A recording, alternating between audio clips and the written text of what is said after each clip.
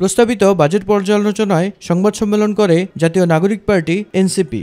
দলটির আহ্বায়ক নাহিদ ইসলাম বাজেটে শিক্ষা, স্বাস্থ্যসহ গুরুত্বপূর্ণ সেক্টরে বরাদ্দ হয়নি বলে উল্লেখ করে সমালোচনা করেন।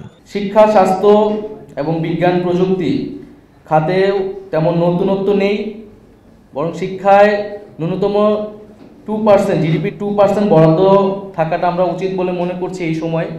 ধনীদের কর আদায়ে কোনো ব্যবস্থাপনা না থাকায় ধনী গরিব বৈষম্য বাড়বে উল্লেখ করে কালো টাকা সাদা করার বিধান রাখার নিন্দা জানান। যারা ট্যাক্স ফাঁকি দেয়, যে সকল প্রতিষ্ঠান ব্যক্তি, আমরা তো প্রথমে বললাম যে তাদের থেকে কর উত্তোলনে বা করের আওতায় আনার আসলে ব্যবস্থা নেওয়া হয়নি, এবং যে এনবিআর সংস্কার, সেই সংস্কারগুলো বাধাগ্রস্ত হচ্ছে। কিন্তু আমরা এটা বলছি যে একটা রেজিম আসলে চেঞ্জ হয়েছে, ফলে কালো টাকা যাদের কাছে ছিল তাদেরকে এই সুযোগটা দিলেও যে সে কালো টাকা অর্থনীতিতে ফিরে আসবে এই সম্ভাবনাও কম আসলে।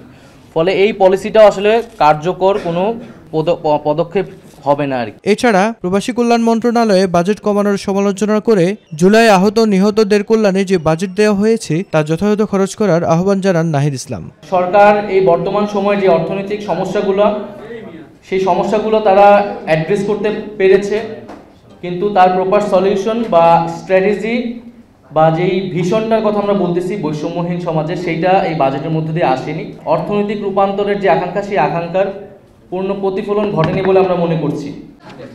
মিফতাহ গালিব, মাই টিভি, ঢাকা।